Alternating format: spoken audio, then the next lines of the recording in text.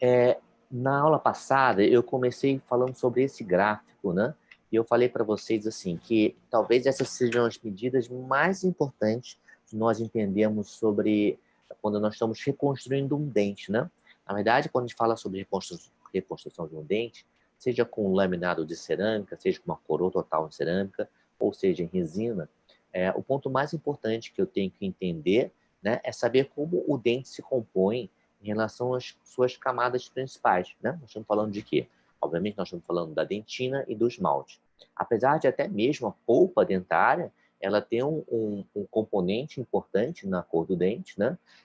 E que vai se alterando ao longo do tempo por conta da calcificação da dentina, né? Do fechamento dos túbulos dentinários com o tempo. Então, você vai tendo alterações importantes na cor do dente, porque a polpa também vai retraindo, e isso faz com que o dente, ao longo do tempo, fique mais escuro ou com uma translucidez diferente, tá? Mas essa tela que nós estamos falando, é muito importante que a gente entenda o quanto que ela é o fator mais básico para a gente trabalhar com as camadas de resina. A ideia é ser bastante simplista, né? E o que é ser simplista? É tentar copiar o que a natureza faz. Então, na aula passada eu falei muito sobre essas espessuras. Quando nós fazemos uma resina classe 3 ou classe 4 ou uma faceta, eu preciso entender até onde que nós estamos reconstruindo, se nós atingimos a área de dentina, o quanto dessa área de dentina nós reconstruímos, o quanto nós vamos reconstruir, né, de espessura dessa dentina, qual vai ser a opacidade, dependendo da área, se é cervical, terço médio, se é terço incisal, né? Como que eu vou distribuir as espessuras dessas camadas para que a gente consiga o quê? Basicamente imitar a natureza, ok? Então, o que eu falei para vocês, essa é a tela mais importante da aula, e é importante que, de uma certa maneira, você consiga até memorizar um pouco essas espessuras, ok? Do lado esquerdo, nós temos aqui, ó, área de dentina, onde eu tenho uma espessura média, que seria, então, por volta de 2,2 nos dentes anteriores. O central, que é o dente mais representativo, eu tenho na área cervical 2,2 de milímetros de dentina, ok? Então, essa espessura de dentina, ela é fundamental que seja reconstruída da forma mais parecida com um dente possível, para que eu tenha a espessura ideal para o esmalte, né? Então, eu tenho uma relação aqui, como eu falei na semana passada, onde a dentina ela é muito espessa na área cervical, fica mais fina no terço médio e fica extremamente fina no terço incisal, né? E essa relação é exatamente oposta ao que nós temos no esmalte. Na área cervical, eu tenho um esmalte extremamente fino, né? 0,4. No terço médio, a gente pode ter uma relação que vai de 0,9 a 1 milímetro, às vezes até um pouquinho mais do que 1 milímetro, dependendo do tamanho do dente. E na área incisal, eu tenho a maior espessura de esmalte, né? Ou seja, a composição é que eu tenho dentina fina na incisal e esmalte espesso, né? Uma relação mais ou menos intermediária no terço médio e uma relação de dentina muito mais grossa na área cervical e esmalte muito fino na área cervical. Essa é a composição do dente e que favorece a percepção de cores mais escuras, né? Com mais saturação no terço cervical, o terço médio, uma cor que seria o que dá o chamamento para a cor final, né, para o valor, o grau de claro e escuro, e uma percepção de transparência incisal, por nós termos menos dentina e camadas de esmalte que tem uma translucidez diferenciada, tá? Então, esse entendimento, vamos lá, esse decoreba, né, dessas espessuras é muito importante na hora que você vai reconstruir o seu dente, principalmente no que se refere ao esmalte, né? Porque eu tenho que reconstruir a dentina para deixar a espessura ideal para o esmalte ser aplicado em camadas de forma talvez a mais simples possível, né? Por que a gente prefere uma resina simples? Porque, obviamente, você consegue botar menos camadas, você tem uma menor chance de incrementar bolhas de ar entre as camadas, né? E você quer, na verdade, trabalhar com a mimetização da resina, né? A resina que copia a cor do remanescente dentário, de forma que você consiga fazer um trabalho mais fácil, né? E que consiga uma finalização melhor, tá bom? Então, essa é aquela tela inicial que eu falei para vocês, que a gente tem que dar uma decoradazinha mesmo, né? Junto com essa tela, assim, essa segunda tela que é muito importante. O pessoal está entrando aqui, Abreu. Quem está entrando no Instagram, não se esqueça que a gente também está ao vivo no canal do YouTube, Professor Sequito. Se vocês querem uma imagem talvez um pouco melhor, é só ir lá no canal Professor Sequito, tá bom? Então, gente, eu preciso fazer essa recordação, preciso relembrar a vocês para chegar nos casos clínicos, tá? Eu não vou dar todas aquelas estratificações. Quem perdeu a primeira aula, né? Dá uma olhadinha lá no nosso canal, que a gente falou de cada uma dessas estratificações, como é que se faz o gabarito de borracha, como que faz a concha, o efeito, o halo incisal, tudo isso foi explicado na primeira aula, tá? Hoje nós vamos, então, partir para casos clínicos um pouco mais complexos, ok? Mas eu preciso que vocês... eu preciso relembrar junto com vocês que a dentina nessa região, né, ela é uma área que tem uma luz muito espelhada, ela reflete muito a luz, porque ela tem uma espessura de dentina extremamente grande e um esmalte bem fino, ok? Então, é uma luz que ela se espelha bastante e no ponto 2, no terço médio, nós temos aqui uma área de transmissão de luz muito potente. Então, ela faz a transiluminação do dente, né? E você tem um efeito de luminosidade, é o que dá o valor principal, né? O grau da cor, vamos dizer assim, valor 1, 2, 3 ou 4, né? Onde você consegue perceber o principal valor do dente. Quando eu falo de valor, estou falando daquela escala da Vita, 1, 2, 3, 4, né? Então, ali no terço médio seria o ponto mais importante de você interpretar se o dente é claro ou escuro. E a área de incisal, como nós falamos também, nós temos um esmalte muito presente, uma espessura maior, uma dentina extremamente fina, porém uma dentina que tem uma boa opacidade, tá? Então, ela se visualiza debaixo do esmalte através dos lóbulos de dentina e você tem aqui toda a parte de luminosidade, luminescência, fluorescência, existe uma energia aqui de luz bastante intensa. E alguns casos são extremamente desafiantes, justamente por conta dessa transparência incisal, que pode ser bem diferente de paciente para paciente. A ideia é a gente tentar buscar a técnica mais simples possível para conseguir imitar o dente análogo. Tudo bem, gente? Bom, eu tenho certeza que vocês já viram muitos casos de resinas na vida de vocês, né? E sempre vocês devem observar nos congressos, nos cursos, né? Assim, casos que vocês... Nossa, como ficou bonito! É normal, né? A gente olhar e achar muito, muito bacana um caso de resina. E eu digo para vocês, essa percepção das camadas, das estratificações é importante? Sim, é importante. O entendimento dessa luminosidade é importante? Sim, é importante.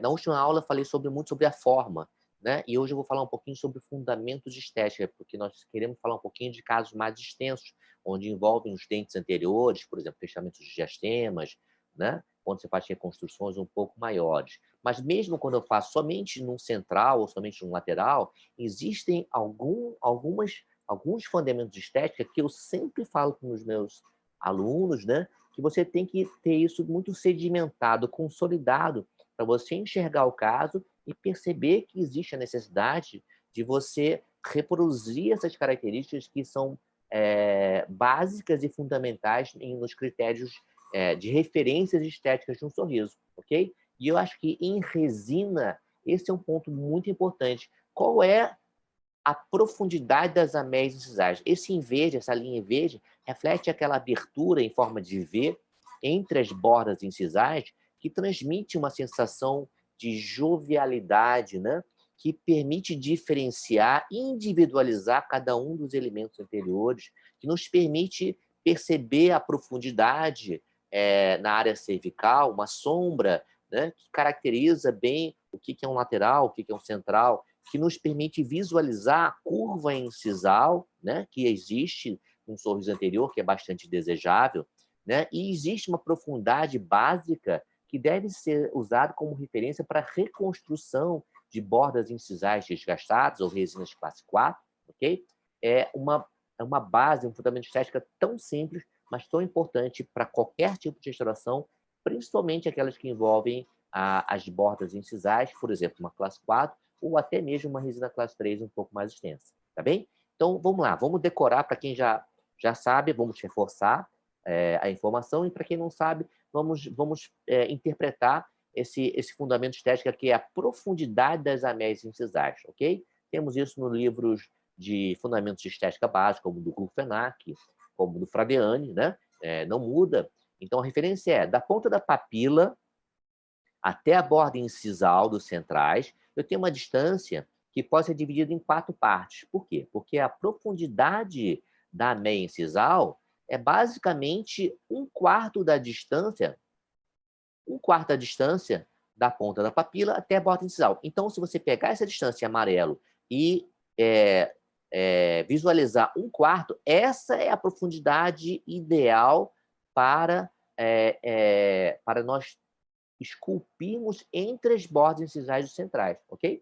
É isso, tá? Ah, mas esse aqui, será que se um paciente tiver muita idade, fica esquisito fazer essa meia incisal? Não, não fica, porque ela não é caricata, né? Ela transmite uma jovialidade que mesmo um paciente com 60, 70 anos pode ainda ter essa interpretação, essa meia incisal, e dar um aspecto bem jovial ao dente, ok? Então, aqui, olhando pelo ângulo frontal, gente, olhando pelo ângulo frontal, o que nós estamos vendo aqui? Da ponta da papila até a borda incisal, nós vamos dividir esse espaço em 3, ou seja, a profundidade dessa meia aqui, ó, entre central e lateral, seria 1/3 da distância da borda incisal até a ponta da papila. É uma coisa tão simples, mas a gente às vezes não percebe o quanto que isso é uma referência de estética importante. Obviamente, quando a gente está falando de resina ou lâmina ou faceta, eu tenho que sempre consultar o análogo para conseguir perceber uma simetria, uma similaridade, ok?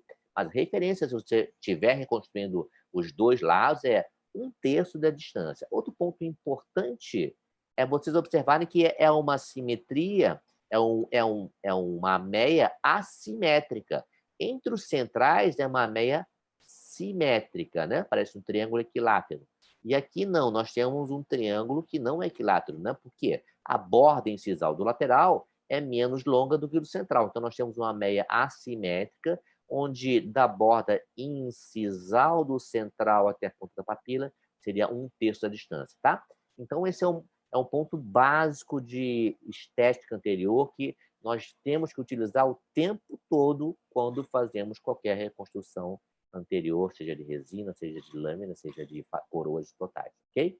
E entre lateral e o canino, da ponta da papila até a borda incisal do lateral, nós temos metade da distância dessa meia, né, ocupado por esse desenho em forma de V. Mas isso aqui que eu estou vendo que não está até lá, é porque a vista é frontal. Se eu estivesse vendo lateralmente, eu perceberia que essa meia vai até a metade da distância, ok? E outro ponto importante, que é um erro muito frequente, principalmente em laboratório, você tem que visualizar essa meia. Quando você não visualiza e você vê assim, o canino saindo da distal do lateral, quer dizer, a ausência da meia, você parece ter um canino muito projetado, né? Como se fosse de um vampiro. Então, essa curva incisal, essa tangência das bordas incisais, que passa pela ponta do canino e que vai até o premolar, né? Ela precisa existir, e essa meia incisal é um componente importantíssimo para a gente conseguir a estética ideal, ok? Então, quando você faz uma resina, uma coroa, você precisa enxergar essa meia incisal, tá? E lembre-se que você deve olhar o paciente frontalmente para ter essa percepção, ok? Então, esse é o conceito número 1 que eu queria passar para vocês. Esse é o caso de lâminas, tá? Lentes de contato, tá? Da Camila Moreira, onde a gente tentou reproduzir esses conceitos básicos, tá? Então, só para reforçar, aqui 2 casos de dentes naturais, onde eu tenho aqui, ó, entre os centrais, uma meia incisal na distância correta, ou seja, 1/4, né? E aqui uma meia incisal por volta de 1/3, entre central e lateral. Mas nesse caso aqui, eu tenho entre os centrais uma distância um pouco maior do que 1/4, e entre o central e o lateral uma distância muito maior do que 1/3, né? Ou seja, esse é o ponto onde eu tenho que pensar em como planejar, né, o redimensionamento desse dente para conseguir alcançar o objetivo estético desejado. Você pode pensar isso em várias maneiras, inclusive ortodontia, né? Então, é só para vocês entenderem que nós temos vários caminhos e sempre a gente pensa em pacientes jovens que talvez uma ortodontia seja o melhor caminho para você chegar no ponto ideal e talvez complementar com uma resina, tá? Então, esse é um fundamento estético que é bastante importante para falarmos sobre resina, né? Novamente, eu estou batendo um pouquinho a tecla sobre esses fundamentos, porque como eu vou falar de reconstruções maiores, nessa aula e na próxima aula, é importante que eu entenda os conceitos básicos. E essa fotografia que eu repito muito, né? Desculpe as pessoas que me acompanham bastante. A Alice entrou aqui, legal. A gente entrando aqui pelo Instagram. Me desculpe vocês que assistem muito, mas eu preciso reforçar esse conceito, porque são as linhas horizontais do sorriso, né?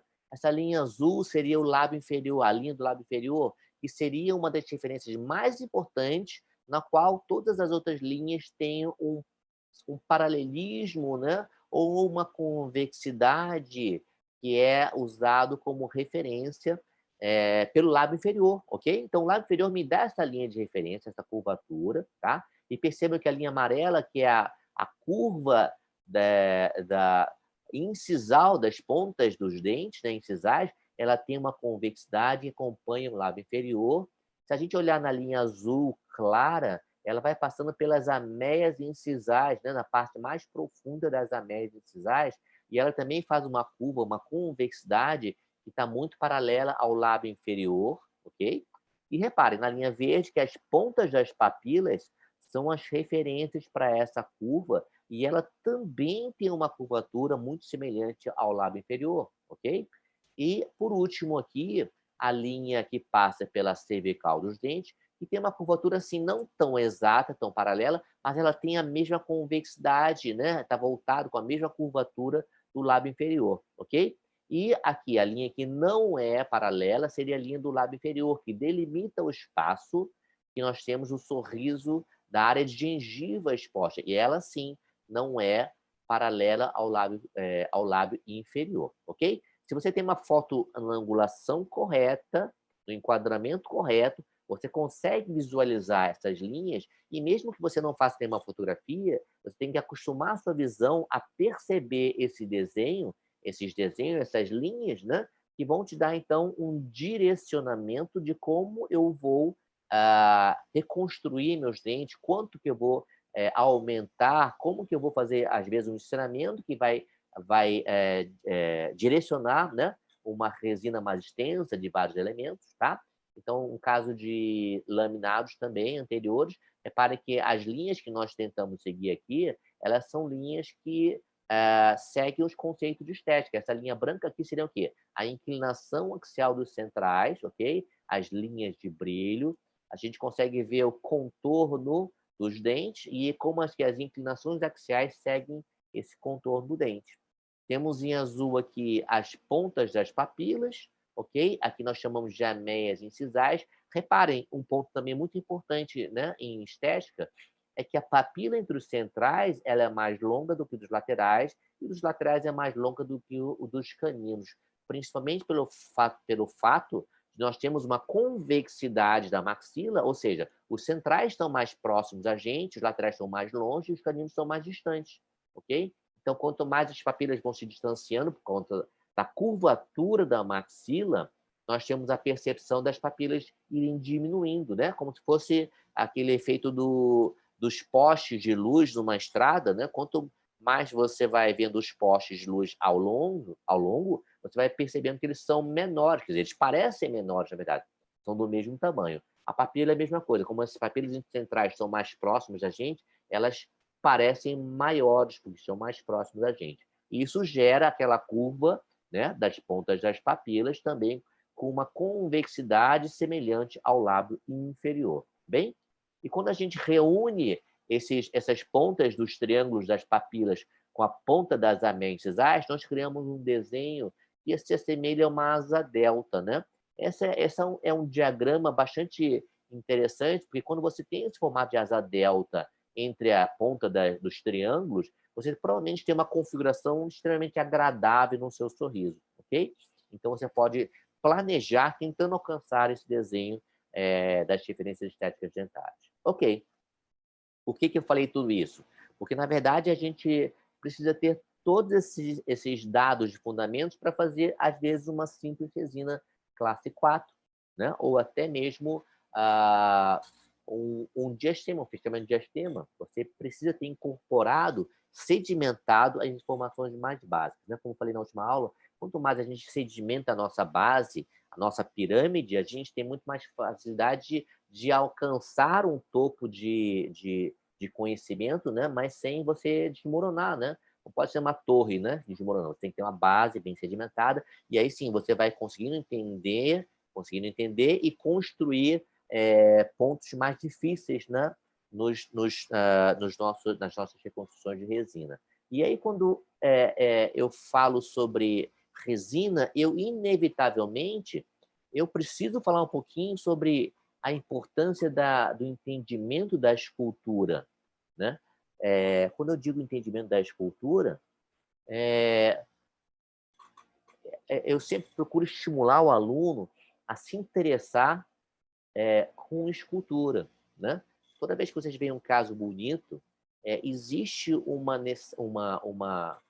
necessidade de um aprimoramento técnico na escultura, né? Nós, como dentistas, como clínicos, nós vamos fazer cópias de dentes a vida toda.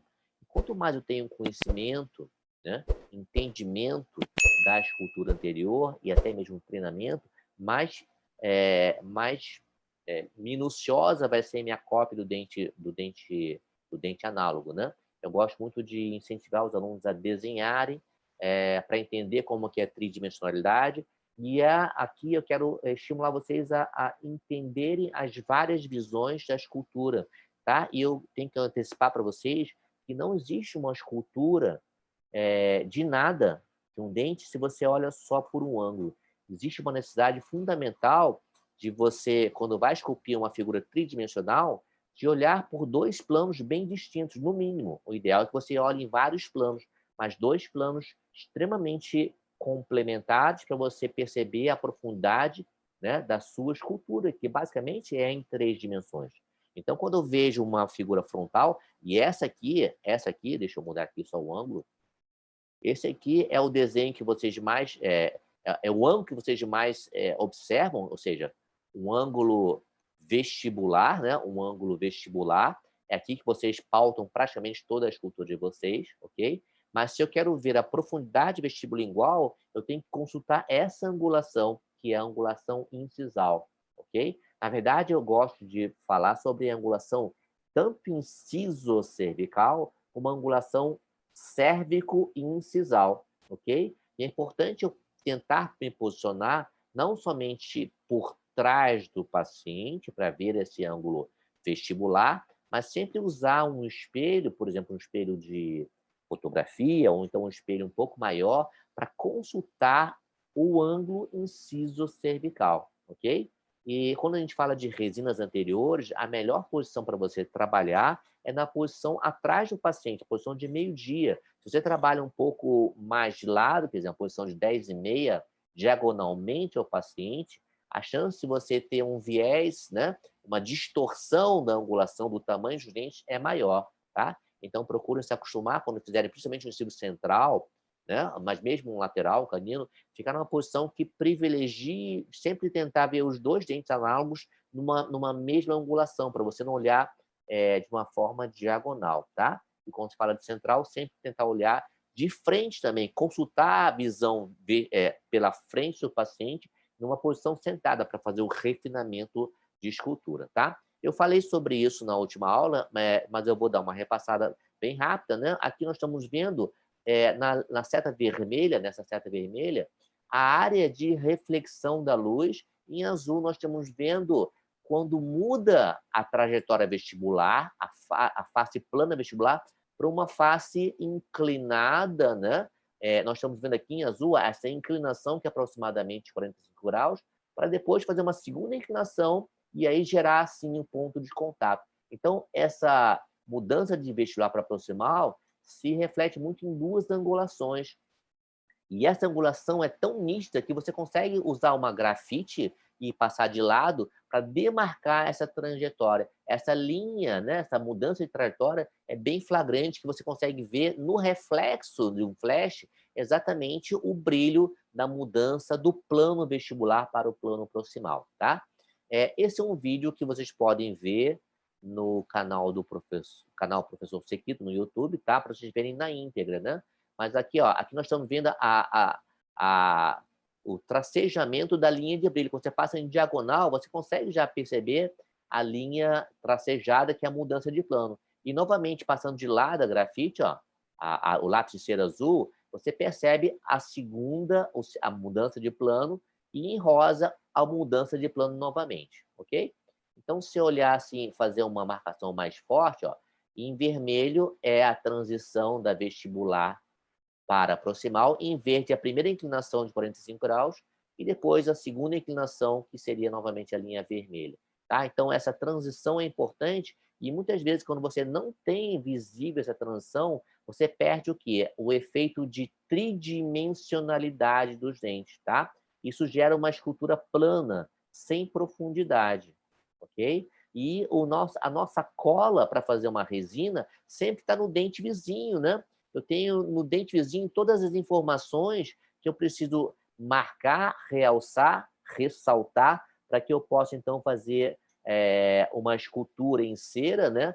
Reproduzindo a mesma linha de brilho anterior. Repare na setinha aqui, ó, que foi feita a partir das referências criadas. Sem dúvida nenhuma, a escultura em cera é o melhor treinamento que a gente tem para conseguir fazer em resina na boca, né? É um treinamento que a gente fez provavelmente muito na graduação e na nossa vida clínica a gente está acostumado muito com resina. A resina passa a ser a nossa zona de conforto, mas eu garanto para vocês que uma vez que vocês retomem a escultura em cera, vocês vão conseguir perceber, vocês vão se beneficiar dessa facilidade de visualização em vários ângulos. Aqui é o ângulo que eu falei para vocês, é o cérvico incisal, é um ângulo que me dá uma percepção especialmente importante da linha de brilho, né? De como que a textura dos dentes ela é importante para conseguir a cor final, né? Nós falamos isso bastante na última aula. E está disponível para vocês. Na verdade, nós temos 6 vídeos de escultura em cera, né? Sendo que 3 dedicados somente à escultura de um incisivo central. Tá? Aqui seria o terceiro vídeo, né? O terceiro vídeo de 3, onde eu falo um pouquinho sobre material de escultura, né? O instrumental necessário, o gotejador elétrico, que é um ponto bastante importante. Tá? Esse é o vídeo 3. E aqui eu mostro rapidamente, olha, todas as fases da escultura, usando as linhas de referência, tá? Eu estou acelerando aqui o vídeo de propósito, mas eu consigo sempre usar as minhas referências das linhas de brilho e linhas de transição para executar uma escultura que vai sempre sendo consultada com o compasso de ponta seca. Esse é um instrumental que eu vou falar muito hoje, né? Ele é fundamental para conseguir uma simetria entre os dentes análogos, tá? E o exercício de cera sempre vai nos ajudar a fazer o quê? Uma réplica quase igual, né? De um dente análogo. Olha como essas visões são extremamente interessantes para eu conseguir copiar ao máximo o dente análogo, ok? Então, esse vídeo está na íntegra no YouTube, no segundo vídeo. E aqui, perdão, esse sim é o terceiro vídeo, né? Onde eu falo um pouquinho sobre o acabamento e textura, né, dos lóbulos incisais, como a gente pode fazer isso na resina, né? Como a gente faz a escavação na cera, e como pode fazer isso de forma parecida na resina, né? E a texturização, que vão até dos sulcros horizontais, olha, a gente vai vendo todos os sulcros horizontais sendo simulados, né? Temos que adequar o nível de textura para não ficar exagerado também. E, enfim, como que a gente consegue, então, imitar a natureza? Olha, no ângulo inciso-cervical, ou perdão, cérvico-incisal, né? O quanto é importante a gente consultar todas as angulações, ó, todas as angulações, para que nós possamos, então, ter o máximo de similaridade do efeito da luz sobre a forma análoga, né? Então, não basta somente as estratificações adequadas. Nós temos que ter o mesmo efeito de luz sobre as camadas, né? E a mesma textura a mais semelhante possível para que a gente possa alcançar o efeito desejado de cópia do dente análogo, ok? Muito bem. Então, com esses vídeos, eu queria estimular vocês, né, a usar os fundamentos de estética, aqueles super básicos. Eu falei, vamos lá, não foram mais do que 10 minutos daqueles pontos de diamédia incisais. Para esse primeiro caso, né, eu escolhi a dedo os fundamentos de estética que eu queria usar para que a gente possa analisar alguns casos onde o planejamento é o ponto mais importante, né? O planejamento, a visualização do que eu tenho que fazer tem que ser feito primariamente a execução. Então, enxergar o seu planejamento é o ponto mais importante. Aqui o caso de uma paciente muito jovem, né, de 15 anos, onde a queixa dela principal é que os centrais eram muito predominantes. Então, quando o central é muito predominante, nós temos um sorriso muito infantil. E ela, com 15, 16 anos, ela queria já deixar de ter um sorriso tão infantil, né? Então, o que a gente avalia, o que a gente deve avaliar em qualquer tipo de reconstrução, e no caso dela, é uma reconstrução em resina. Repare que ela tem várias manchas vestibulares, e depois do procedimento a gente vai adequar mais um pouquinho à frente, nós vamos fazer essa adequação dessas manchas, mas reparem que a queixa do central é bastante importante, né? Por conta de vários pontos que nós falamos. Primeiro, falamos da curva gengival, né? Falamos da curva gengival, que seria, então, uma linha convexa, deixa eu mudar aqui a ponteira, uma curvatura que passa pela cervical dos dentes, mas ela tem uma altura que deveria privilegiar um pouquinho mais os laterais, caninos e premolares, tá? E nós acabamos de falar das ameias incisais. Repare como essas ameias incisais elas estão maiores do que deveriam, e isso torna um dente ainda menor, né, na condição visual. Então, se a gente for traçar aquelas linhas, repara, a linha verde, que é das ameias, ela não está nem simétrica e não está adequada ao que nós gostaríamos da condição ideal da profundidade. E a linha cervical, a gente percebe que passa por uma condição também que não é convexa ao lábio inferior. Isso retrata o quê? A ponta da papila e a média, uma figura que não é o da asa delta, né? A gente percebe que está bastante inadequada. Então, a correção desse caso, e lógico, pela idade dela, nós temos que tentar fazer da forma mais conservadora possível, seria, então, aumentar um pouquinho a área cervical, através de uma gengivoplastia, para deixar essa linha cervical naquela curvatura convexa, e diminuir a profundidade das ameias incisais para que eu consiga aquele desenho da asa delta mais favorável, ok? Mas, basicamente, seguindo o quê? O conceito, o fundamento de estética, que seria basicamente de 1/4 da profundidade entre papila e borda incisal entre os centrais, 1/3 da ponta da papila até a borda dos incisivos inferiores e metade da distância da ponta da papila até a borda do incisivo lateral, para que nós tenhamos, então, essa curvatura incisal e a profundidade mais adequada, tá? Repara que o dente já tem essas manchinhas, depois nós vamos fazer a abordagem das manchinhas, mas quando a gente realiza as resinas e o aumento de coroa clínica, a curvatura já fica bem mais sociável, né? E com o mínimo de intervenção clínica, o mínimo de intervenção, somente pequenas resinas, a gente se baseou no quê? Em fundamentos estéticos. A gente diminuiu as ameias incisais, né? No caso, ela tinha excesso de ameias, né? E tentamos adequar a altura cérvico-incisal, né? Só isso já deu uma composição muito menos infantil, né? Obviamente ainda pode ter algum tipo de retoquezinho, né? Mas a gente já conseguiu uma condição, uma adequação boa das resinas, baseado em fundamentos estéticos, ok? Muito bem, e vamos lá. Pessoal do Instagram, se quiser passar para o YouTube, né? Lá nós estamos também no canal Professor Sequito, tá bem? Isso. Quando está cortando a fala, se vocês estiverem lá no canal Professor Sequito, né? Podem ir lá para ver, ok? Vamos falar um pouquinho sobre forma e simetria, né? Vamos falar um pouquinho sobre forma e simetria. Deixa eu ver aqui no canal do YouTube, eu acho que está tudo indo bem, né? Muito bem, vamos lá. Bom, Esse é um caso bem interessante, né? Eu quero abordar esse caso com bastante minúcia, ok? Para que a gente possa entender tudo que está envolvido sobre isso, tá? Então, a gente percebe aqui no dente 21, um dente com uma cor desfavorável desde lá da cervical, né? Até o terço médio incisal. A gente percebe aqui, né, a delimitação de uma resina que não está adequada, ok? Muito bem. O que nós fizemos inicialmente é uma tomada de cor, né? Uma cor básica, vamos lá. Uma cor que a gente achou que seria próximo do A3 no terço cervical e próximo do A1 no terço médio incisal. Esse registro é interessante você fazer sempre. Deixa eu ver aqui. É interessante fazer. Deixa eu aumentar aqui. Alô, gente, está me ouvindo?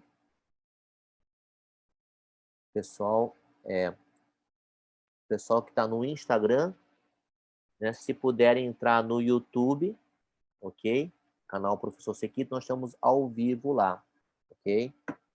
Renato até deu a dica aí, né, do pessoal, tá? Para irem lá no YouTube. Lá, acho que o som tá bem adequado, tá, pessoal?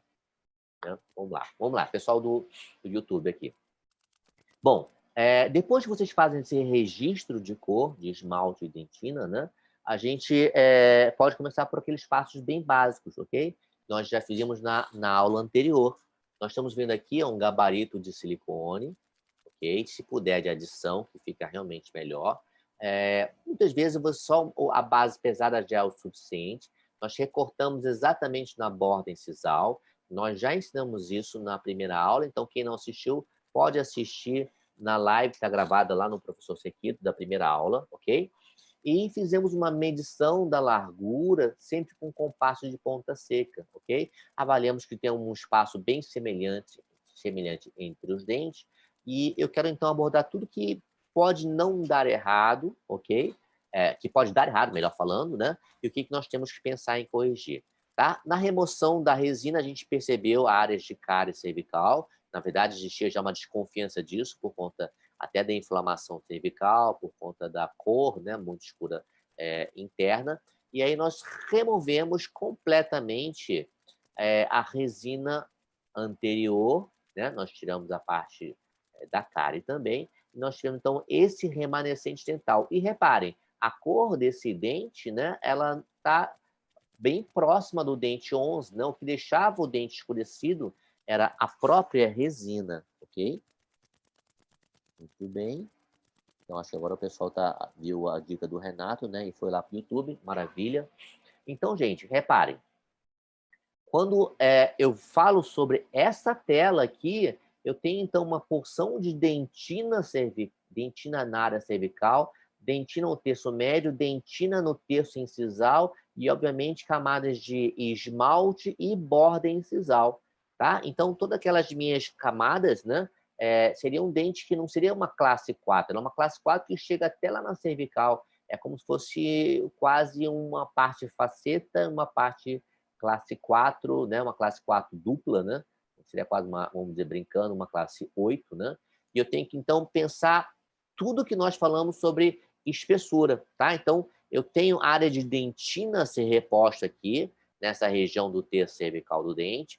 Eu tenho também o terço médio incisal, e eu tenho áreas de esmalte para repor sobre esse terço cervical, numa espessura menor, uma espessura maior no terço médio e incisal, ok? Então, o quanto que esse gráfico é importante para eu conseguir visualizar as camadas mínimas para chegar no resultado final ideal, ok?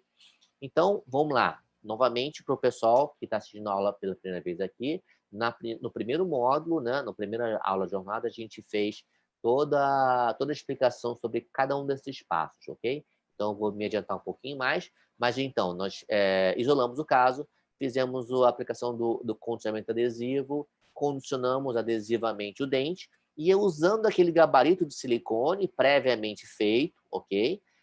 Eu vou fazer a minha concha, né, que na verdade tem que ser bem fina. Reparem que eu estou fazendo a tela na cervical, porque nós temos sim uma área da concha cervical, terço médio cervical a ser construída, tá? Vão sempre além da marcação, para que você tenha uma firmeza maior dessa concha e ela não se frature. Ok? Deixa bem fininho. E aqui nós estamos vendo, então, a concha lingual construindo para servir de referência para a nossa estratificação de lingual para vestibular. Ok? Vamos lá.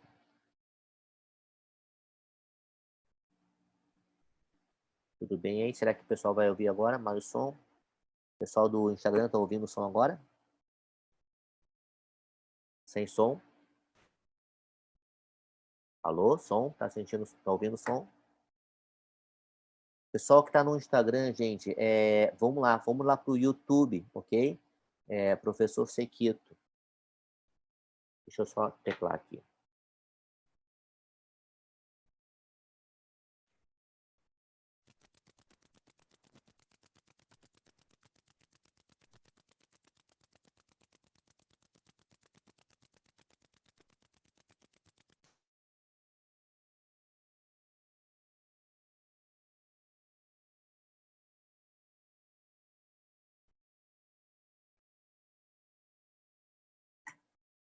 Bom, o pessoal parece reclamando que o YouTube está sem som, o Instagram está sem som, né? Não sei dizer o porquê. Oi?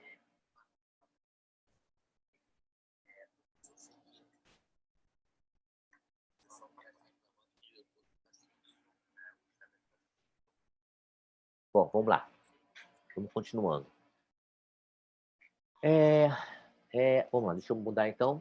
Gente, eu vou mostrar para vocês um pouquinho do gráfico que eu fiz para esse caso, que foi feito em 2010, é um caso antigo, mas eu acho tão didático ele que eu queria começar a nossa série de casos por esse caso, ok? Então, olha, eu fiz um desenho vestibular aqui, deixa eu mudar aqui. Eu fiz um desenho vestibular onde eu estou marcando no terço cervical uma resina de dentina, né? O OPA 2 é uma resina de dentina A2, ok? Da Tokuyama. Na época se chamava Stellite, mas hoje em dia se chama Palfic, ok? Depois nós estamos colocando uma camada chamada OA3, que é o Bud, que é uma resina de transparência intermediária entre dentina e esmalte, ok? Muito bem. E aqui na área cervical, ainda uma camada final vestibular de esmalte A2, tá? Nessa área do terço médio incisal, reconstrução da dentina com OPA A2, tá? Nós estamos vendo aqui o gráfico, ok? Uma área incisal transparente, que é um transparente azul, transblue, da Z350, ok? E como camada vestibular final, A1 esmalte da Stellite, né, que hoje em dia se chama Palfic, tá certo? Então, essa é uma estratificação que eu marquei e eu sempre marco na minha ficha clínica para eu saber como que eu estratifiquei e para que, se for necessário alguma modificação na consulta seguinte, eu saiba exatamente as espessuras, a posição que eu coloquei cada camada de resina, ok? Acho que agora o pessoal está ouvindo melhor. Muito bem. E aí, gente, novamente esse gráfico eu acho importante mais, né? Área de dentina, eu tenho que fazer mais opacidade, ok? Eu vou colocar um pouquinho mais de croma, um pouquinho mais de dentina um pouco mais escura, né? E no terço médio eu tenho que ter uma boa reflexão, mas eu tenho que também ter a dentina com uma camada de esmalte um pouco mais generosa, tá? E na área incisal, eu vou privilegiar a passagem de luz para conseguir o efeito semelhante ao dente análogo, ok? Então, sempre essa figura tem que ficar muito clara na nossa vista. Então, eu já mostrei na última vez as estratificações. Então, aqui nós estamos vendo nessa primeira figura a colocação da dentina. Reparem que tem uma cor mais saturada, um pouco mais escura, né? Ele fica nitidamente mais escuro que a camada vestibular, obviamente com o isolamento absoluto, existe um pouco de de desidratação, dente vizinho, né? Que eles vão ficando mais brancos, tá? Mas reparem, nós fazemos até os lóbulos incisais e lá na área cervical, deixa eu mudar aqui. E lá no terço cervical, repare que nós já colocamos a camada de dentina, o OPA2, o OA3, né? E deixando o espaço para o esmalte vestibular, ok? Nessa área, entre os lóbulos e o efeito halo, nós estamos colocando a camada do transblue, que é essa cor aqui, ó, transblue, tá? Para conseguir o quê? Uma transparência incisal semelhante ao dente vizinho, ok? Essa camada deve ser colocada de forma que não fique ar. Se ficar ar entre as resinas, você vai ter um efeito esbranquiçado, né? Sem a transparência que você está buscando alcançar nessa região. Tudo isso, na verdade, com o espaço, mantendo o espaço necessário para o esmalte, a última camada de esmalte vestibular. Como eu sei isso? Olhando pelo ângulo incisal, tá? Sempre consultar pelo ângulo incisal para ver se eu tenho o espaço necessário na vestibular, tá? Para a minha camada de esmalte, tá? E qual a espessura que eu quero para essa camada de esmalte, né? Novamente, na última aula nós falamos sobre isso. Eu quero uma espessura que vai chegar entre 0,7 e 0,9 de milímetro, né? Que é a espessura normal do esmalte vestibular, ok? Então, fazemos sempre numa camada única. Reparem que a matriz de poliéster está colocada na distal do central para que nós possamos o quê? Puxar, tracionar a fita, carregando um pouquinho desse esmalte incisal para a área interproximal, para que você não tenha nenhum tipo de bolhas, né? Ou falta de resina nessa região, ok? Então, olha, acomodação da resina, na aula passada nós temos vídeos mostrando como acomodar a resina, como fazer essas batidinhas para você fazer com que a resina, né, o BGMA aflore, você tenha uma camada de resina mais brilhosa, né? E com esse brilho você conseguiria, então, uma manuseabilidade aumentada dessa região anterior, ok? Tá? Então, matriz de poliéster posicionado. E essa última camada que nós fizemos foi do esmalte A1, ok? Muito bem, vamos adiante. O que nós temos que observar quando acabamos a resina de esmalte anterior? Seria a camada mais importante, como eu falei para vocês, né?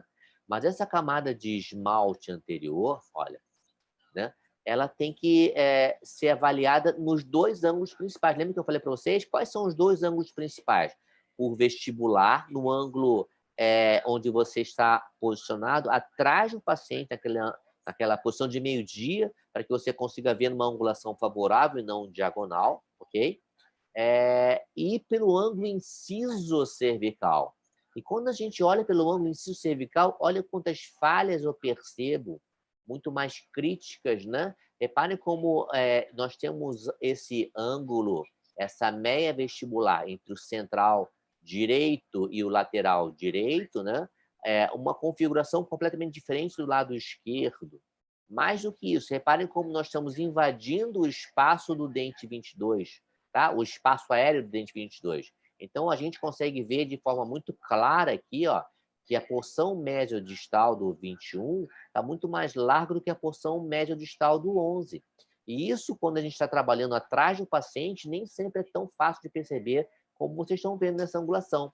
Então, nesse momento, né, ter um espelho maior para olhar nessa angulação é fundamental para que você não cometa um erro que, assim, aparece ser quase grosseiro, mas às vezes passa desapercebido e o primeiro ponto que você percebe é o quê? Um dente muito mais largo do que deveria. Tá? Então, o compasso de ponta seca, quando é posicionado na vestibular, olha, na mesma posição, do lado direito, central direito, e vocês veem agora um central esquerdo, reparem, nós temos uma largura completamente discrepante, né? Nós temos aqui uma largura muito maior na resina, e a gente aqui percebe que existe um excesso bem grande, né? E se eu fizer uns traçados, olha só, fiz um traçado em vermelho. Essa distância aqui entre as duas setas é essa mesma distância daqui até aqui, ó. Como é que eu sei? Nós fizemos uma calibragem numa régua virtual e reparem, eu tenho daqui até aqui 8,5 milímetros, ok? E quando eu pego a mesma régua com dentes do mesmo tamanho, eu percebo que 8,5 milímetros, ó, seria um tamanho até aqui, ó.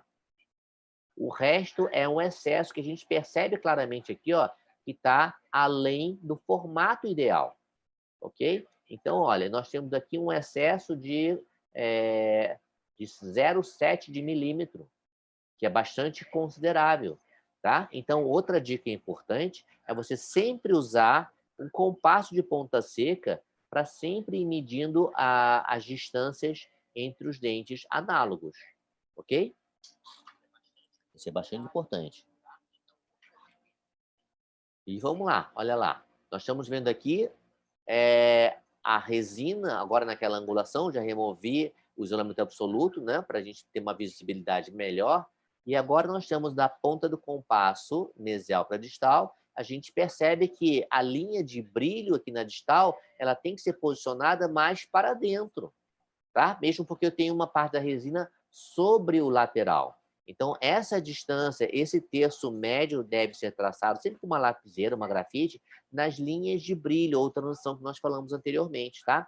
Então, o compasso de ponta seca, quando é posicionado dessa maneira, nos dá, em todas as porções do dente, a percepção de onde deve ficar a passagem da linha de brilho, aonde eu tenho que fazer com que o meu dente, minha resina, passe da vestibular para a proximal. Esse conceito, gente, é a forma, é a importância da forma sobre a cor final, né? Se eu tenho um dente que eu quero imitar, um análogo, eu tenho que imitar as dimensões vestibulares. E a percepção da largura vestibular é sempre dada pelas áreas de terço cervical, terço médio e incisal. Eu tenho que fazer com que essas distâncias sejam as mais próximas possíveis. E mesmo quando eu tenho uma largura maior, eu posso usar essa estratégia da posição da linha de brilho para que eu possa fazer uma ilusão ótica que o dente é mais largo ou menos largo. No caso aqui, eu já tinha o tamanho certo, eu tenho que somente acertar a posição da linha de brilho na distal, tá? Para que eu tenha a percepção da mesma largura entre os dentes, tá certo?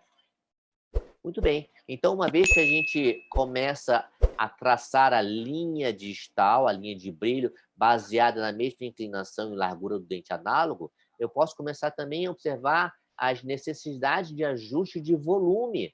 Repare aqui, ó, no terço cervical, esse terço cervical tem que ter analogia ao terço cervical do dente 11, no caso.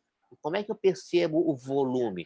Não é pelo ângulo vestibular, é pelo ângulo incisal. Aqui, ó, pelo ângulo incisal, que eu percebo que eu tenho mais volume cervical na minha resina do que o dente análogo. Aqui é o meu espelho, aqui é o que eu tenho que copiar, tá? Além disso, eu posso perceber também vários outros pontos ainda pelo ângulo incisal, tá? Os instrumentais nessa fase devem ser muito delicados. Então, eu gosto muito de indicar uma lâmina 12 para remoção dos excessos cervicais, uma lâmina 12 de boa qualidade, eu gosto muito de indicar essa lâmina da Swan Morton, ok? De corte de um lado só, ok? E brocas do tipo uma ponta agulhada, né? Nós temos essa marca da Comet, tarja vermelha e amarela, e também temos da tarja vermelha e amarela da Jota. São brocas bem finas, com a ponta bem acabada e me permitem uma escultura, né, mais refinada, ok? Então, se eu olhar nesses dois ângulos aqui, ó, o ângulo incisal, mostrando a vestibular, e o ângulo incisal, mais privilegiando a visão lingual, repara que aqui eu tenho muitas informações, né? Por exemplo, a primeira coisa que eu percebo é que, se eu olhar a distal do dente 11, que é meu análogo, eu tenho mais volume no 21. O 21 aqui está com um volume maior do que o dente 11. Então, se olhar também pelo ângulo inciso lingual, um pouquinho, inciso lingual, eu percebo que no mesmo ponto tem um volume maior do que o do lado de lá. Tá? Então, esses detalhes são os que fazem diferença na escultura final. Aprender a olhar no ângulo certo é uma informação importante que te permite melhorar a escultura, tá? Reparem aqui nas setas verde e azul, como eu tenho também um volume pequeno maior do que o dente central, tá? Mas esse pequeno volume a mais é muito importante na percepção da largura, né? e da reflexão da luz. Então, eu tenho que adequar isso também. Repara como eu tenho também um excesso aqui, ó, cervical em resina, por causa do isolamento absoluto, né? Então, discorrer um pouquinho de adesivo aqui. Na lingual, eu tenho um excesso palatino, que deve ser removido com uma lâmina 12 nessa região. Ou seja, todos esses excessos só são bem visualizados nessa visão inciso-cervical. Então, eu sempre falo isso na aula de resina, a gente não está acostumado a usar um espelho para visualizar tantos excessos que não são muito bem vistos na visão vestíbulo-lingual, que obviamente é muito importante, mas ela precisa ser complementada por um ângulo completamente diferente, um plano de visão completamente diferente, tá? Então, os dois planos mais importantes são esses, vestibular e inciso cervical, certo incisal. Mas você, se puder, se coloque na frente do paciente para que você consiga ver também a altura incisal, colocando o paciente sentado, para que você tenha assim, uma percepção exata do quanto você tem que ajustar a altura incisal. Né? Lembre-se quantas vezes vocês fizeram resina, acabaram, quando o paciente sentou na cadeira, vocês me lembram assim, nossa, está desnivelado. Vocês perceberam esse desnivelamento não quando o paciente estava deitado, só quando o paciente sentou na cadeira e o próprio paciente às vezes fala assim, eu estou achando esse dente mais longo. Né? E você também percebe no mesmo momento, porque agora você está vendo o paciente de frente numa posição que é mais favorável para essa metragem, né, de altura de borda incisal, ok?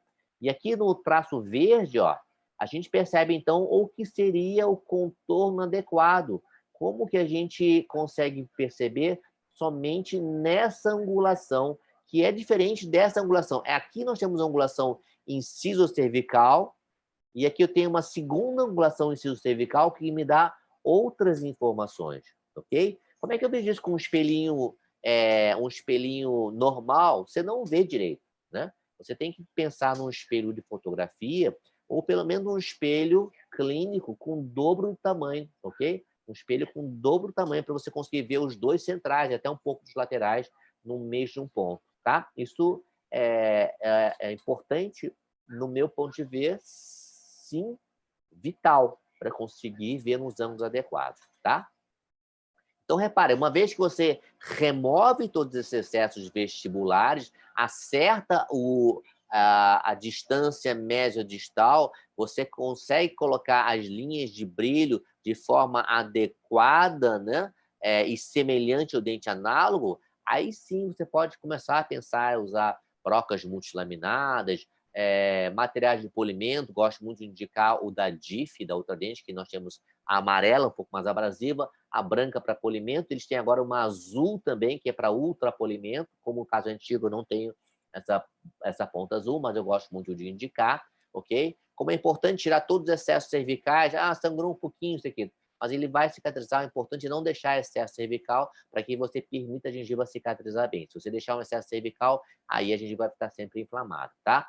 E aqui no pós-imediato, né, a gente começa a ver como é que está a cor. Eu tinha pensado num A3 cervical e uma cor A1 no terço médio incisal. Os dentes estão desidratados. Eu não tenho certeza, na verdade, se a cor está adequada, mas eu não quero ficar mexendo muito, né? Eu não posso, assim, pensar que está errado, já que os dentes estão uma coloração alterada. Eu tenho que esperar pelo menos, assim, no mínimo um dia, né? Mas o ideal é que seja na semana seguinte, para que até eu possa reavaliar o caso, reanalisar, para que, se tiver que fazer uma alteração, eu possa fazer, então, com o dente totalmente hidratado e com o paciente tendo a percepção das modificações que ele gostaria de fazer, que ele vem com as percepções. Hoje em dia, com o celular, todo paciente tira foto com o celular no dente, faz a selfie, né? E mostra para você, ó, não gostei daqui, não gostei daquilo lá, não é verdade?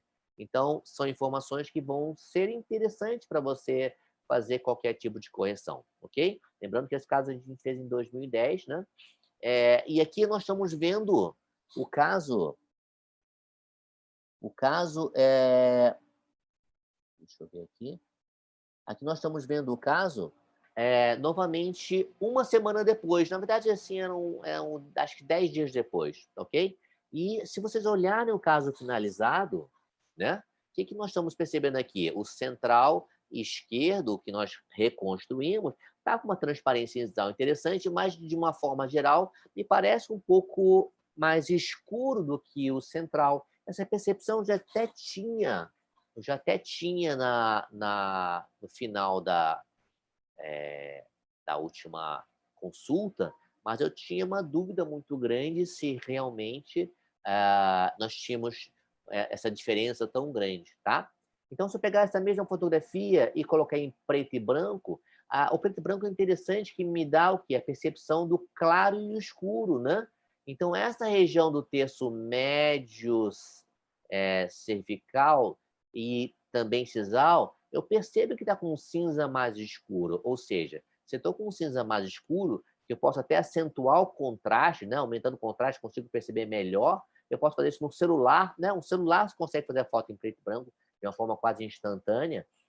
Eu consigo quantificar melhor, visualizar as regiões onde eu preciso aumentar um pouco o valor, ou seja, colocar cores mais claras, né? Colocar cores mais claras para conseguir, então, um efeito melhor. Eu lembro que, no começo do caso, eu já tinha visto que a cor dos remanescentes eram boas, eram bem semelhantes, né? Então, na verdade, a minha resina não estava na cor ideal. Eu coloquei uma resina que estava mais escura que a ideal. Poxa, Sequito, mas isso acontece de errar assim a cor? Bom, comigo acontece com boa frequência, né? Por mais que a gente tenha certeza, se você está no final do dia, se você está mais cansado, se você, enfim, se você não está com uma iluminação ideal, se está com uma luz de refletor muito forte, né, sobre o dente, esses erros de cor podem acontecer. E o que é mais comum no dia a dia de toda pessoa que faz resina é fazer uma retificação na cor na consulta anterior, tá? Então não pensem que, uh, que eu não faço retificações de cor, né? Que assim, todo mundo faz, por melhor que seja a pessoa que trabalha com resina, ela está passível de fazer retificações. O importante é você entender como fazer essas retificações, né? Existe uma técnica de condicionamento e o mais importante, ter anotado o seu mapeamento. Lembra que eu falei para vocês, ó, ter anotado o mapeamento anterior é extremamente interessante para interpretar a cor final que você alcançou e sugerir, então, as mudanças, né? Então, as mudanças mais importantes, que no caso eu percebi, é no terço médio cervical, onde a gente botou, depois do OPA 2, uma resina de corpo A3 e depois uma resina de esmalte A2. Então, aqui, o que nós estamos mudando mantendo o OPA 2, mantendo o OPA 2 lá por baixo, mas em vez de botar um OA3, a gente botou um OA1.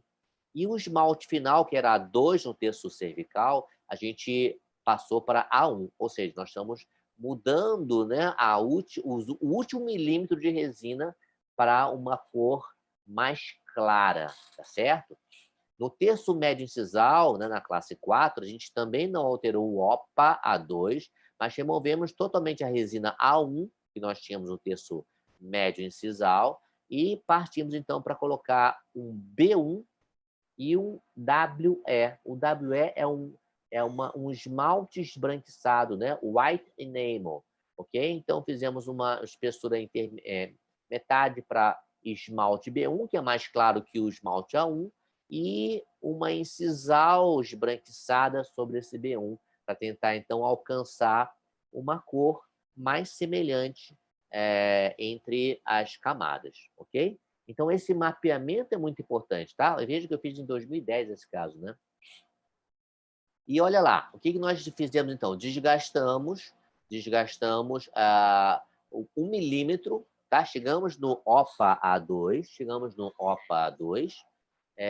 e depois nós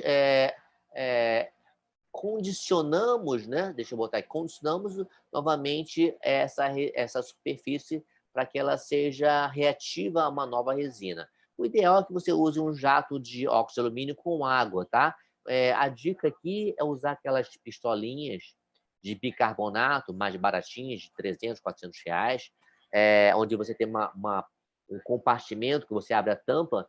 Ao invés de você botar o bicarbonato, você pode botar um jato de óxido de alumínio, idealmente de 30 micras, tá? Então, qual a diferença desse jato que é o da BioArt? O jato de bicarbonato, ela joga o pó de óxido de alumínio misturado com água, ou seja, você não aspira esse pó no seu consultório e o paciente também não aspira esse pó de óxido de alumínio, que é extremamente prejudicial à saúde, né? Então, a superfície fica áspera, porosa, reativa, né? E aí sim você deve colocar o ácido fosfórico durante 30 segundos, lava, seca e faz o condicionamento adesivo dessa superfície. Dessa forma, eu tenho, então, a possibilidade de aplicar uma nova camada desse 1 milímetro de esmalte remanescente, tá certo? Então, aqui adiantando, olha, lembra que eu falei para vocês? Nós vamos, então, manter o OPA 2, não mudamos, né? A dentina A2. Do corpo OA3, nós estamos colocando um corpo OA1, tá? Então, nós estamos colocando uma cor bem mais clara, porque a gente percebeu que precisávamos deixar um valor mais alto, mais claro, tá certo? E aqui, ao final, nesse terço médio incisal, nós estamos mudando do esmalte A1 para um esmalte B1, deixando ainda um espaço para o white enamel, né? A última camada do esmalte esbranquiçado. Então, nós dividimos esse espaço entre o B1 e o WE, que é o white enamel. Na aula passada, eu também falei muito sobre confeccionar palhetas de resina para eu ter como referência, para eu treinar até a minha visão em relação ao que é um WE, o que é um B1, né, de esmalte, qual a diferença de opacidade, né? Ter esse entendimento é importante para que você consiga, nesse momento, adequar a cor ideal, a resina ideal, né? Aquela resina que você trabalha, que você tem uma familiaridade com as cores que elas produzem, tá? Então, repare aqui, ó, nós estamos colocando na área de incisal B1 esmalte e white enamel, né? O esmalte esbranquiçado.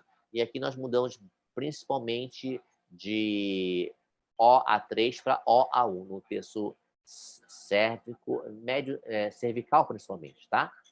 Então, gente, uma vez feito o acréscimo, reparem que a fita de poliéster está bem sediada ali na distal, para você tracionar esse para lingual. Vocês vão avaliar novamente o quê? A linha de brilho. E reparem que, novamente, é normal, prefiro que fique com excesso que faltando resina. Eu estou com um volume nessa distal maior do que ideal. Como é que eu sei? Eu estou olhando no ângulo inciso cervical, tá? Ó, o ângulo inciso cervical e ângulo inciso cervical. Então, eu já consigo perceber que eu voltei a ter um volume maior.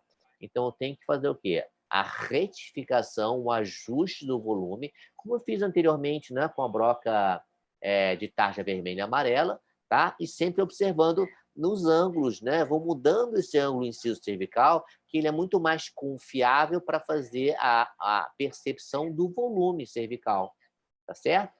E aqui nós estamos vendo, assim, com a confirmação da cor inicial, que era o A1, se nós estamos com uma cor mais semelhante no dente retificado, ok?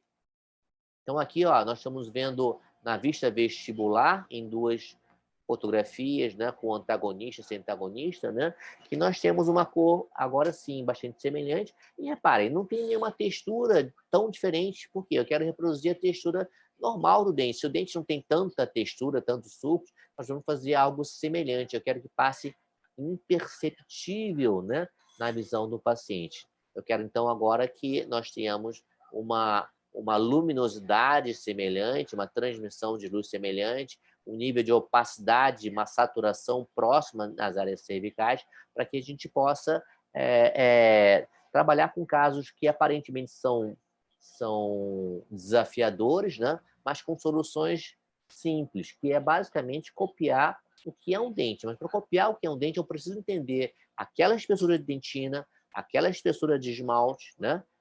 Entender, fazer as correções necessárias, né? Que necessariamente nem sempre a gente acerta de primeira resina. É muito comum, na verdade, eu tenho o costume de falar para o paciente que, caso necessário, a gente vai fazer uma retificação numa próxima consulta. Toda resina um pouco mais complexa, mais difícil, é importante, um central, né, um central único, é importante que eu sempre deixe para o paciente claro que é importante fazer uma segunda sessão para que eu possa retificar possíveis desalinhamentos de cor ou de textura, né? Reparem que nós temos uma percepção de dentes na mesma largura, né?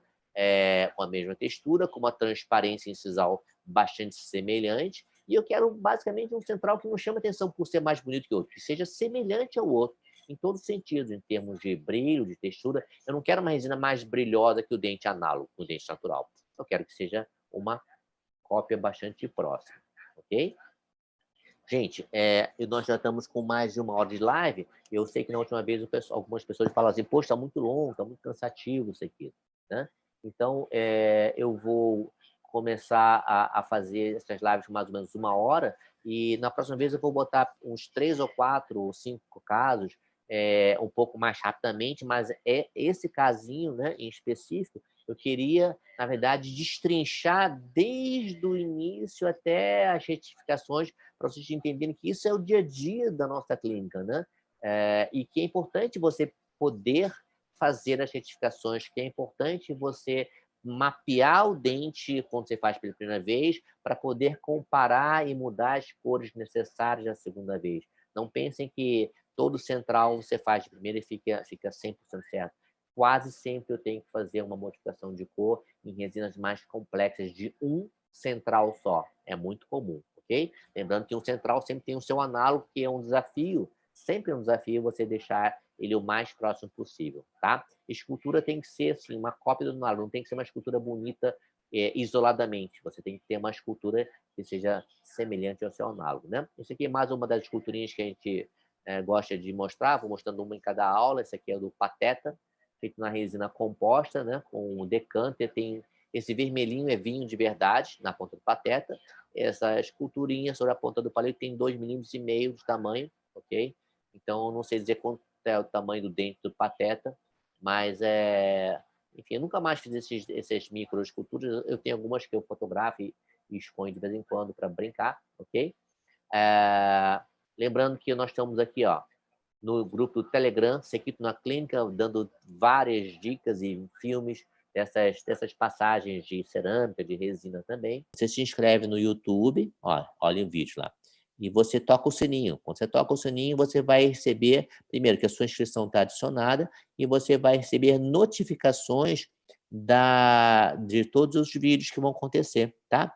Então, vocês podem ir no bio do meu Instagram, Professor Sequito, e podem se inscrever e automaticamente vocês vão receber os avisos por e-mail.